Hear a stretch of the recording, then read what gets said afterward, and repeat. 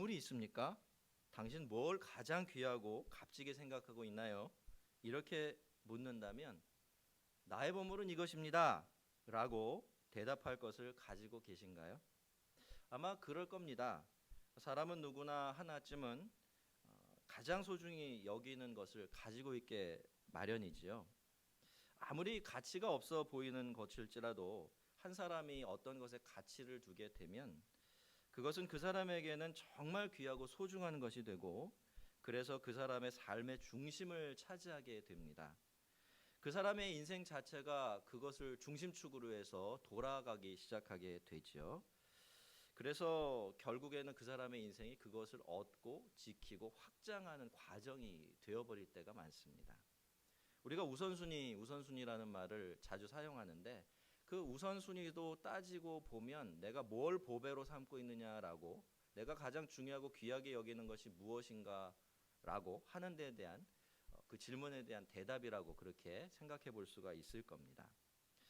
예전에 제가 어떤 분하고 대화를 나눴어요. 한참 대화를 나누는데 하다 보니까는 어떤 사람을 같이 알고 있더라고요. 같이 알고 있었는데 그분은 비교적 그분하고 안 지가 오래되었고 저는 얼마 되지 않았어요. 그러면 같이 이야기하다 보면 늘 남의 얘기가 나오게 마련이에요. 근데 다행스럽게도 우리가 이구동성으로 야 그분은 정말 괜찮은 사람이야 라고 이렇게 그분을 칭찬을 했어요. 다행스럽죠. 이러기가 좀 쉽지 않은데. 근데 이제 그런 이야기 끝에 그분이 그런 얘기를 했어요. 그런데요, 걔 친구거든요. 두 분이 친구였어요. 알고 보니까. 그런데 걔 있잖아요. 학창 시절에는요, 친구들 사이에서는 70점밖에 안 됐어요. 이렇게 얘기를 하더라고요. 아마 70점도 듣고 보니까 점수를 많이 줬던 것 같은데, 아니 도대체 왜 그렇게 점수가 박했냐라고 이렇게 제가 물어봤더니 그분 대답하시는 말씀이 그래요. 그 아이가 있잖아요. 학창 시절에는요, 자기 집하고요 여자친구들밖에 몰랐어요. 그래서 남자친구들은 완전히 딴천이었기 때문에 남자친구들한테 별로 점수가 좋지 않았습니다. 이렇게 대답을 했습니다. 이분에게 학창 시절의 보물은 여자친구들이에요. 그러니까 진짜 뭐 애인이라는 얘기가 아니라 다수의 여자 아이들. 이 여자를 너무 좋아했대. 그냥 여자라는 존재 자체를 너무 좋아한 것이고, 또 집에 꼭 박혀 있는 걸 너무너무 사랑해서 거기에 시간의 대부분을 보내니까 다른 것은 이렇게 관심 밖에 대상이 되어버린 거겠죠. 그게 그 시절 그분의 아마 우선순위였고 또 보물이었던 것 같습니다. 한 보석상이 값진 보석을 찾아서 온 세상을 뒤지고 다닙니다. 마음에 꼭 드는 보석 발견하기만 하면 내가 무슨 수를 써서라도 구입을 해보리라 마음을 먹고서 집에 있는 거의 모든 재산, 고향에 있는 거의 모든 재산을 다 팔아 챙겨가지고 세상을 여행하기 시작했어요. 큰 보석상이었기 때문에 아마 챙겨서 가지고 나간 액수도 어마어마했을 거예요. 그래서 이 정도를 지불하면 어떤 보석이라도 다 살 수 있을 것이다라는 감각을, 그 직감을 가지고 이렇게 여행을 시작을 했겠죠. 우여곡절 끝에 그 보석상은 정말 자기 마음에 드는 그 귀한 보석을 찾게 됩니다. 너무 당당하게 그 보석 나한테 주십시오.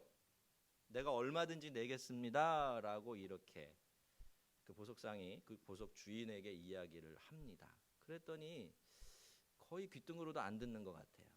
진짜 사겠느냐라는 표정을 지으면서 돋보기 너머로 이렇게 올려다보면서 정말 이 보석 사시겠습니까? 라고 말하는 거예요. 그러면서 이렇게 이야기를 덧붙입니다. 제가 이 보석은 그게 누구든지 나에게 자기가 가진 모든 것을 주는 그 사람에게로 팔기로 마음을 먹었습니다. 정말 이 보석 사실 의향이 있으십니까? 네, 그렇습니다. 그러면 제가 몇 가지 묻겠습니다. 지금 나한테 주겠다고 내놓은 그게 진짜 당신이 가진 전부인가요? 네. 정말입니까? 더 없습니까? 고향에는 뭐 없나요? 아, 고향에는 집이 있네요. 또 없습니까? 아, 마차도 한 대 남아 있어요.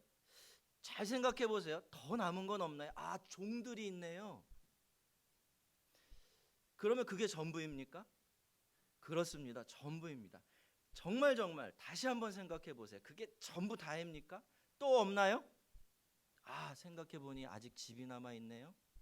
그 집안에 살아가고 있는 가족들도 있고 점점 소리가 작아져. 그릇도 남아있고 짐승들도 몇 마리 있고 제가 옷던 입들도 있고 입던 옷들도 있고 아직도 남은 게 참 많으시네요. 이제 진짜 마지막으로 묻습니다. 그러면 당신이 가지고 있는 게 그게 정말 마지막까지 다 말씀하신 게 맞습니까? 고개가 푹 숙여집니다. 그리고서 그렇게 대답하죠. 생각해보니까 저 자신이 남았네요. 그렇게 이야기를 합니다. 이제서야 가진 것 전부를 말씀하셨군요. 그러면 그 모든 것을 나에게 주십시오. 그러면 내가 이 보석 당신에게 드릴 겁니다. 성도 여러분, 이 보석상이 이 보석을 샀을까요? 사지 않았을까요? 그건 알 수가 없죠. 하지만 분명히 그 사람이 이 보석을 사느냐 마느냐를 결정하게 만든 기준이라는 건 있었을 거예요. 그죠? 이 보석상이 세상에 그 어떤 것보다 이 보석을 귀하게 여겼고, 그래서 이 보석만큼 내가 소유하고 말리라라는 강한 집념을 가지고 있었다면 이 보석상은 자기 자신까지 내어주고서라도 그 보석을 얻었을 거예요. 그렇죠? 왜냐하면 인간의 영혼은요, 자기가 정말로 가치 있다고 여기는 그것에서 최고의 기쁨을 누려요. 그러니까 만약에 그렇게 생각했다면 그 보석을 얻고 자기가 종이 되는 한이 있더라도 그런 삶까지도 즐거워했을 수 있을 겁니다. 그렇지만 여러분, 우리가 뭔가를 나의 보석으로 삼을 때는 그렇기 때문에 굉장히 조심해야 돼요. 그렇죠? 왜냐하면 그렇게라도 내 인생 전부를 요즘 표현으로 내 인생 전부를 갈아 넣어서라도 얻고 싶어하는 그것이 정말로 그만큼 가치 있는 것이 아니면 낭패가 되기 때문이죠. 제가 한동안 열대어를 길렀던 적이 있었는데요. 제가 처음 초보니까 이제 도움을 좀 받아보려고 인터넷 동호회 가입도 하고 가끔 거기 들러서 이렇게 글들을 읽어보고 했던 적이 있습니다. 성도 여러분, 사람 있잖아요. 사람들이 이 물고기, 별거 아닌 물고기 몇 마리를 기르는데 얼마나 깊숙이 빠질 수 있을까요? 여러분 아마 상상도 못 하실 겁니다. 여러분 항상 집에 술 먹고 늦게 들어오고 이런 사람들이요, 열대어 기르게 되면 갑자기 집에 빨리 들어와요. 술도 먹지 않습니다. 아예 집에다가 그 어항을 막 2자 3자짜리를 수십 개 차려놓고 그 수족관으로 만들어 놓고서 열대어나 바닷물고기를 기릅니다. 거의 자식을 키울 때 기울이는 정성과 맞먹는 수준의 정성을 들여서 키우더라고요. 저도 키워보고 싶은 물고기 얻으려고 대구에서 마산까지 다녀온 인물이라 이런 측면에서는 별로 드릴 말씀이 없긴 하지만, 어떤 사람들은요, 자기가 진짜 키우고 싶은 물고기가 있으면 부산에서 서울까지 올라가요. 자전거란다. 자동차 몰고 말이죠. 그래도 구할 수 없는 물고기들은 어떻게 하는 줄 아십니까? 동호회에다 광고를 내요. 이 물고기 키우고 싶은 사람 모이십시오 하면 그런 사람들 여럿 모여요. 그래서 이 사람들이 어떻게 하는 줄 아세요? 남미, 페루 이런 데다가 아프리카 이런 데다가 직접 수입 신청을 내서 직접 받아 키웁니다. 물고기 사진을 찍으려고 고가의 카메라도 사고요.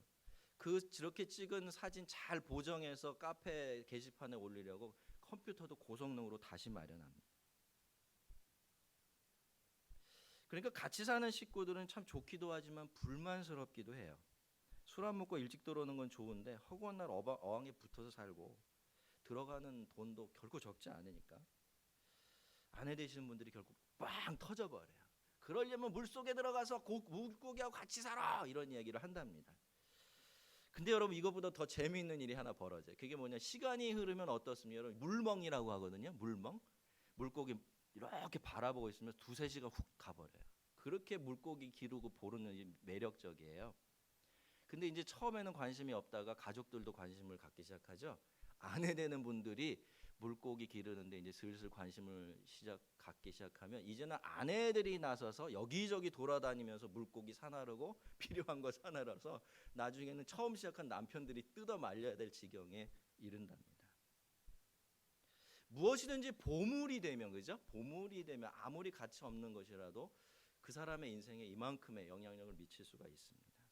제가 위에서 말씀드린 보석상 이야기는 오늘 본문의 비유를 조금 각색한 것이죠.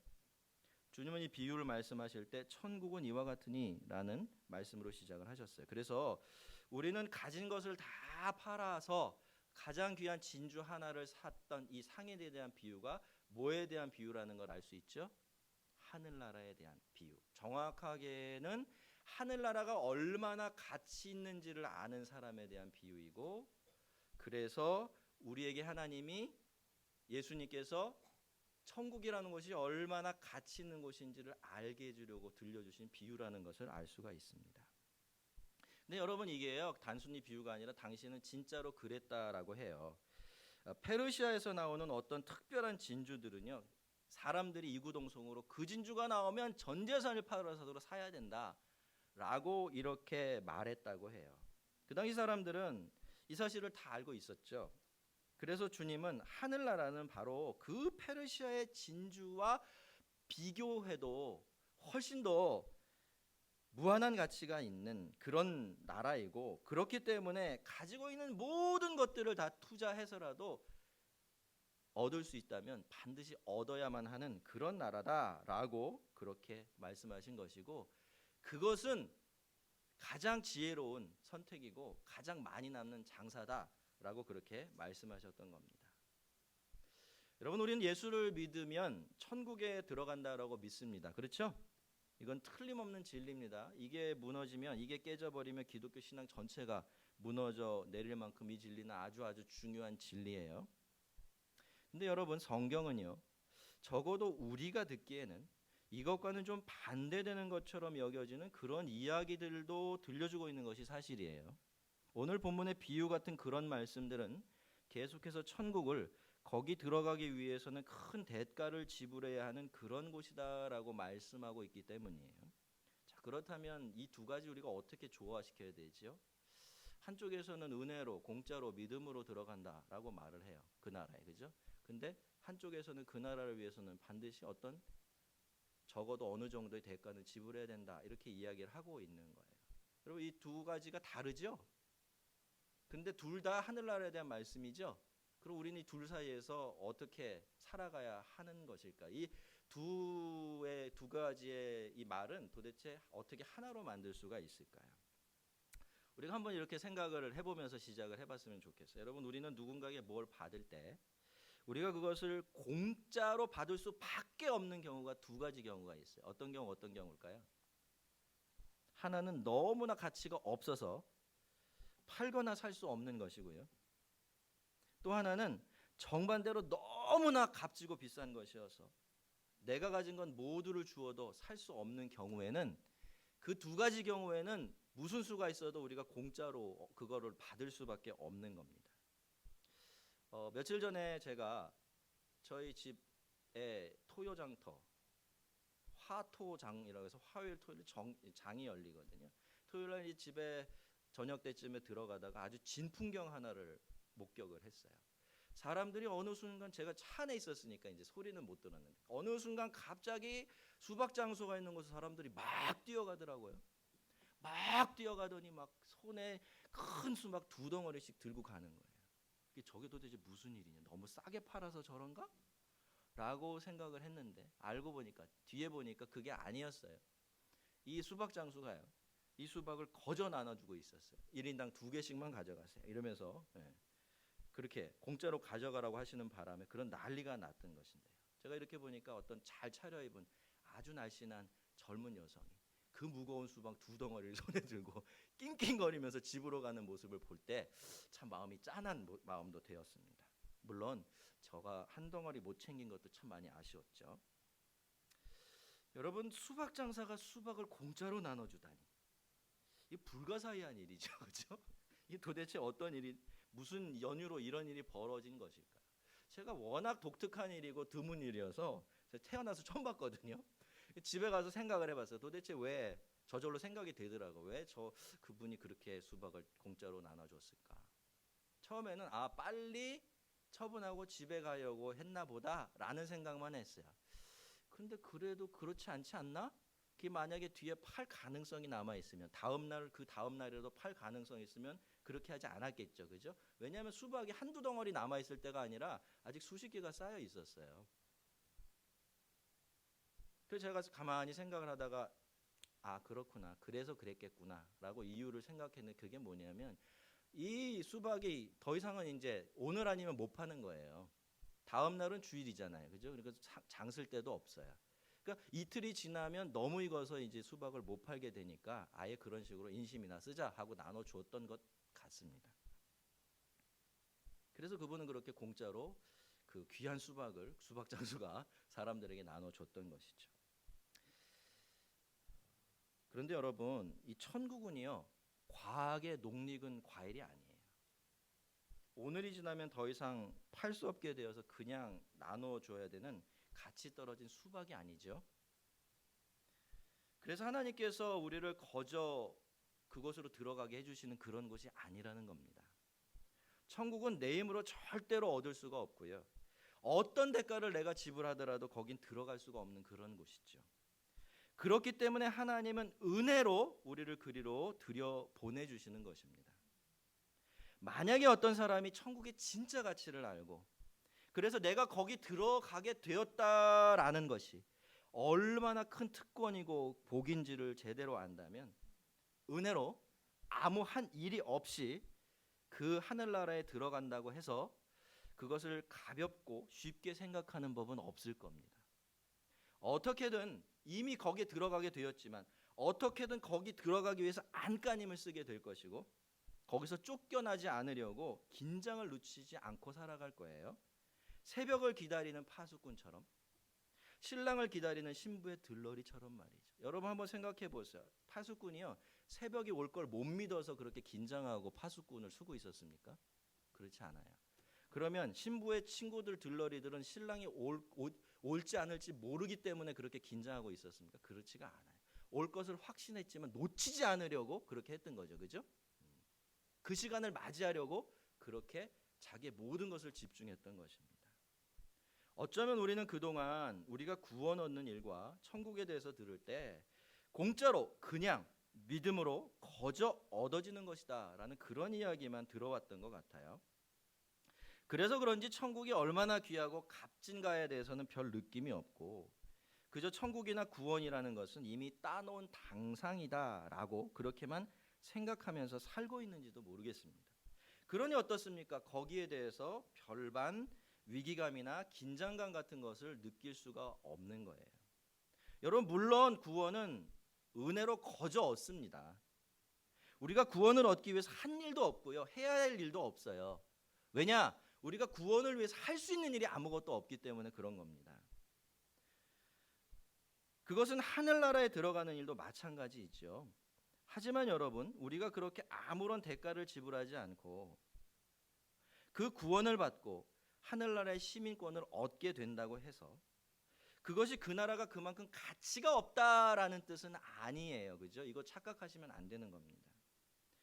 여러분 우리가 누군가에게 100억짜리 수표를 받아서 그런 일은 전혀 있을 수가 없겠지만 자, 이거 공짜로 받은 거예요. 자, 공짜로 받았다고 이 수표의 액면 가치가 변하나요?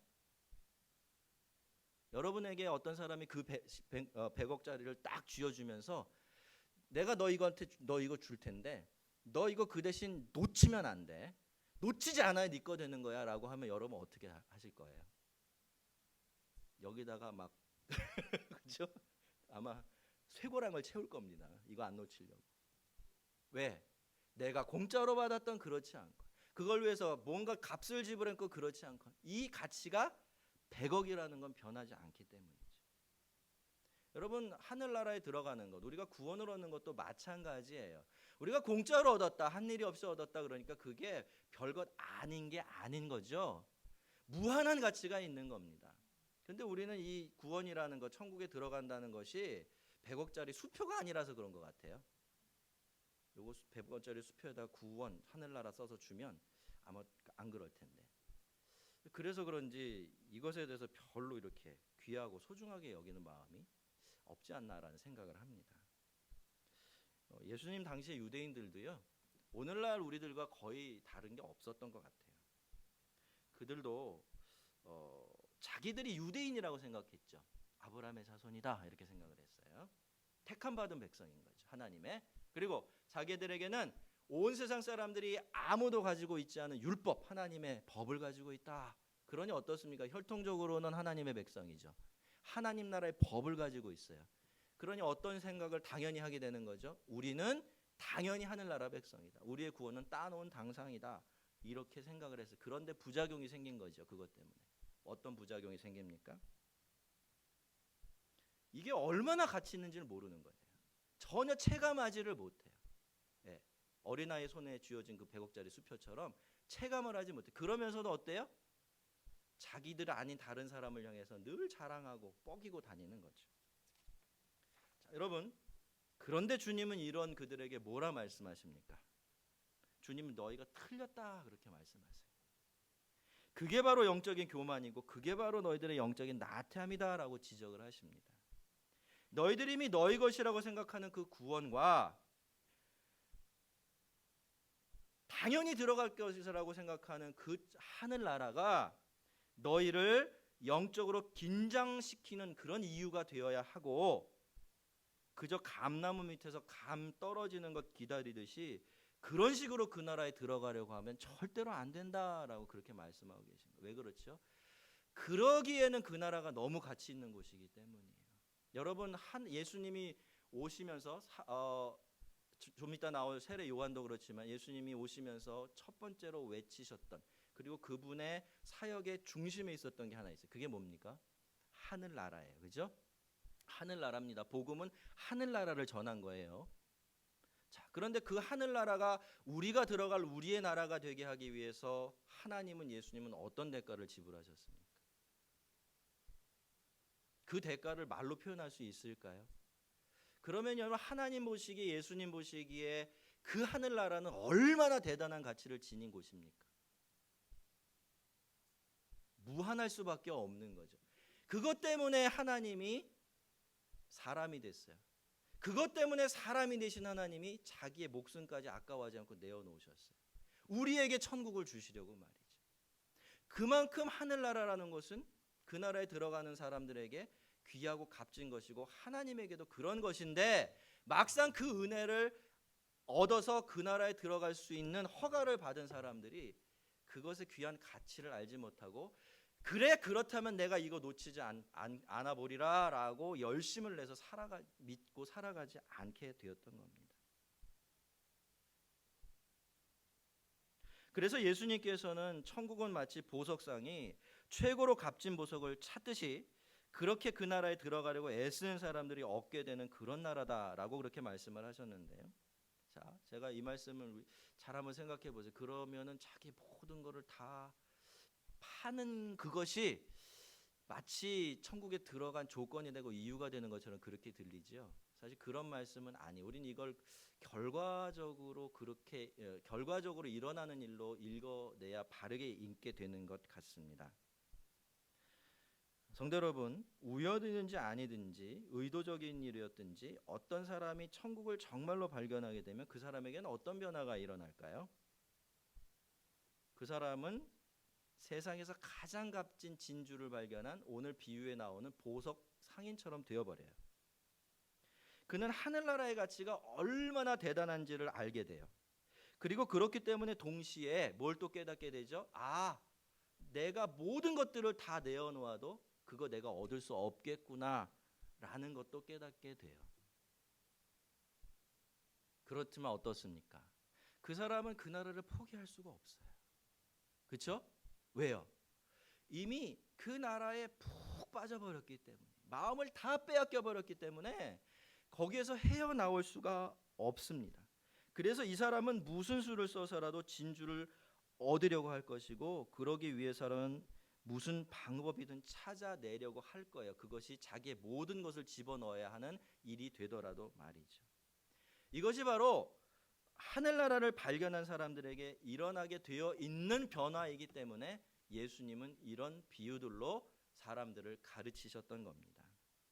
자, 오늘 비유에 나오는 보석상도 그렇지만요, 예수님께서 천국의 비유를 말씀하실 때마다 강조하신 천국을 발견한 사람들의 공통적인 반응이 하나 있어요. 그것은 그 모든 사람들이 전부 다 가진 것을 모두 팔아서 그것을 사려고 했다라는 겁니다. 성도 여러분, 그렇다면 이 사람들은 왜 그렇게 했을까요? 그리고 왜 우리 주님은 그런 것들을 그렇게 강조해서 말씀하신 것일까요? 말씀드린 것처럼 천국이 그만큼 좋고 귀하고 값진 곳이기 때문이에요. 사람을 그런 곳으로 만들어버리는 그런 곳이기 때문에 예수님이 그렇게 말씀하신 거예요. 천국을 발견한 사람들은 모두 다 그걸 알게 된다는 거죠. 그래서 오늘 이 말씀을 가지고 우리는 이렇게 한번 생각해 볼 수가 있습니다. 여러분, 만약에 어떤 사람이 하늘나라를 열정적으로 추구하지 않는다면 그 사람들은 아직 하나님 나라를 제대로 발견하지 못한 사람이기가 굉장히 쉽습니다. 그럴 가능성이 굉장히 높아요. 왜냐하면 성경은 하늘나라를 발견한 사람들은 그때부터 그 나라를 위해서 사는 사람들이 되게 되어 있고, 그렇기 때문에 하늘나라를 발견한 사람들은 마땅히 천국을 위해서 살아야 한다라고 그렇게 분명하게 이야기하고 있기 때문이에요. 그렇다면 우리는 다시 한번 이 시점에서 좀 자세하게 진지하게 좀 생각을 해볼 필요가 있어요. 그게 뭡니까? 여러분, 과연 하늘나라를 발견하지 못한 사람도 하늘나라 백성이 될 수 있을까요? 그 나라의 가치를 전혀 모르고 있는 사람이 그 나라에 들어갈 수 있겠습니까? 그 나라를 탐내지 않는 사람, 그 나라 때문에 긴장하지 않고 그 나라에 들어가기 위해 아무것도 투자하지 않는 사람도 그 영광의 나라에 들어가는 그 기회를 붙잡을 수 있을까요? 마태복음 11장 12절을 보면 예수님은요, 세례 요한의 때부터 지금까지 천국은 침노당하나니 침노하는 자는 빼앗느니라 라고 말씀을 하시는데요, 이 말씀에 따르면 안타깝게도 그런 사람들은 하늘나라를 소유할 수 없을 것 같아요. 그 나라에 들어갈 수가 없을 것 같죠. 예수님께서는 천국이 침노하는 자들, 그러니까 전쟁을 하듯이 어떻게든 길을 쓰고 그 나라로 뚫고 들어가려는 그런 사람들에게 주어지는 그런 나라다라고 분명하게 말씀하고 있기 때문이에요. 여러분, 천국의 가치를 제대로 알고 꼭 그 나라를 얻고 싶어하는 사람은 길을 쓰고 천국을 확보할 방법을 찾게 되어 있어요. 그래서 그 나라에 들어가기에 부적절한 것, 방해가 되는 것이 있으면 다 버리고 떠나려고 애쓰게 되어 있죠. 그래서 주님은 유대인들에게 뭐라 말씀하신 거죠? 세례 요한의 때부터 천국이 침노를 당하고 있다, 그렇게 말씀하신 거예요. 이런 사람들 때문에 천국이 몸살을 앓기 시작하고 있고 막 구멍이 뚫리기 시작했다, 그렇게 말씀하고 계신 거예요. 여러분, 세례 요한은 천국이 가까이 왔다라고 외치면서 그러니까 천국에 들어가려면 회개해야 된다라고 사람에게 도전을 했어요. 여러분, 왜 회개해야 되죠? 왜 회개해야 됩니까? 이유를 아세요? 왜 우리가 회개해야 되죠? 그 잘못됐으니까 그런 겁니까? 죄를 지었으니까 회개하는 건 그게 아니에요. 천국이 없으면 죄 지어도 회개 안 해도 돼요. 하늘나라에 들어갈 마음이 없으면 아무리 큰 죄를 지어도 잘못했다고 인정 안 해도 상관이 없어요.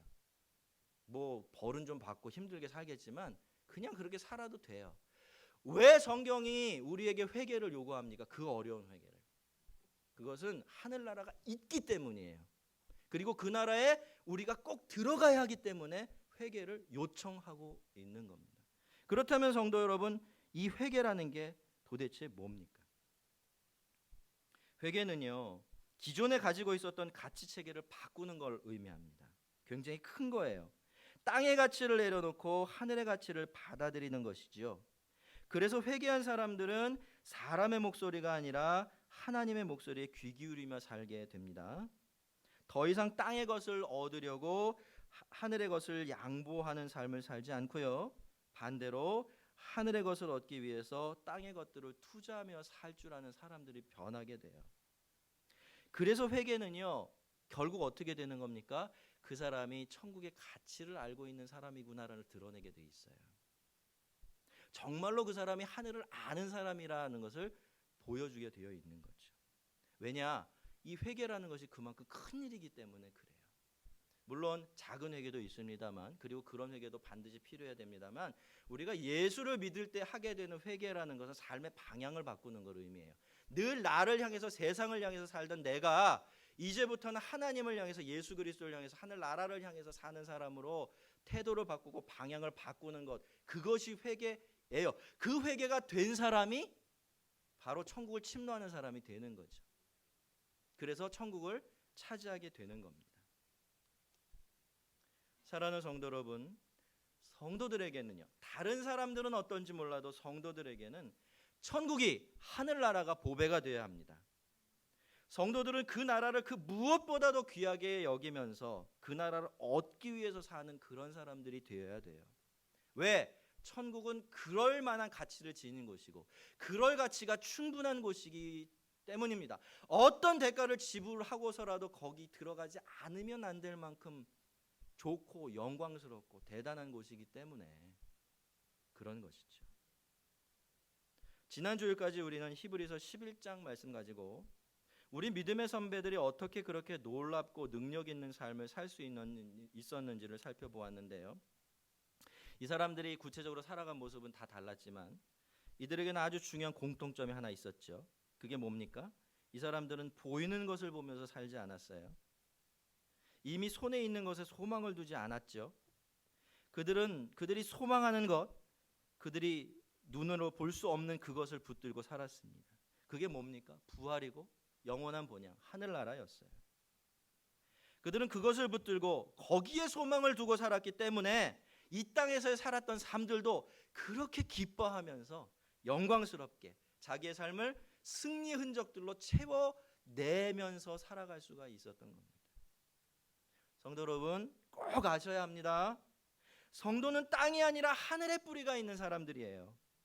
그리고 성도는 땅을 붙들어서 땅을 든든하게 만드는 그런 사람들이 아니죠. 성도들은 하늘을 붙들면 비로소 땅도 든든해진다는 것을 알고 있는 사람들이에요.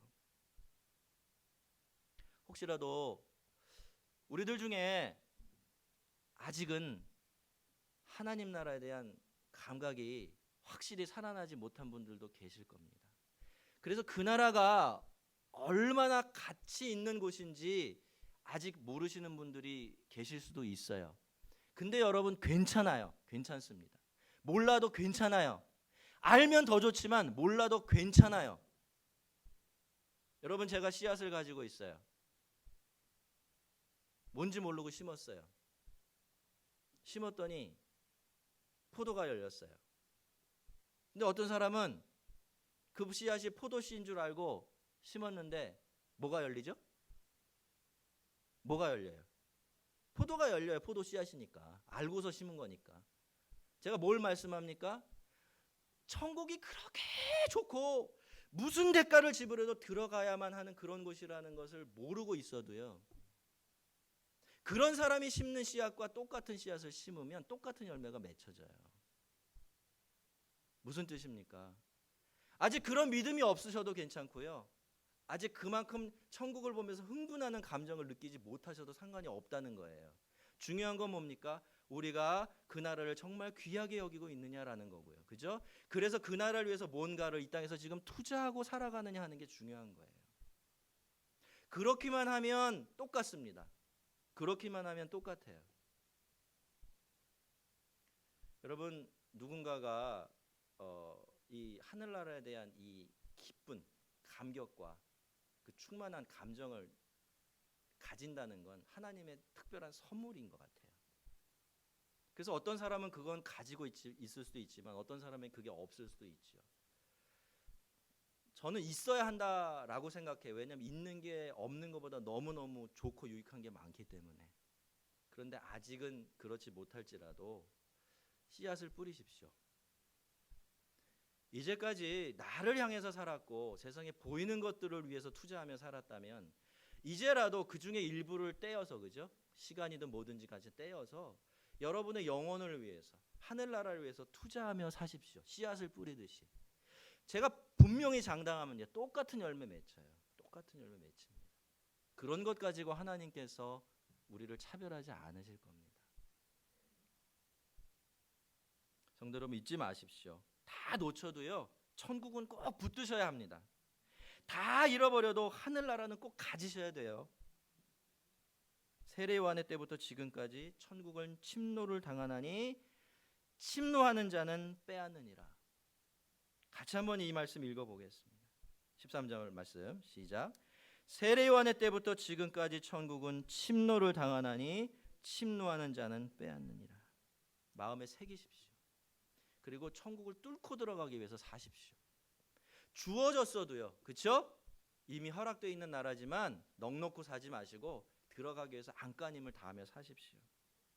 이 복된 말씀, 우리를 기필코 그 나라로 들여보내게 하시기 위해서 주님께서 우리에게 주신 이 복된 말씀 늘 기억하면서 늘 천국을 침략해서 빼앗는 그런 복된 성도들 되시기를 주의 이름으로 축원합니다.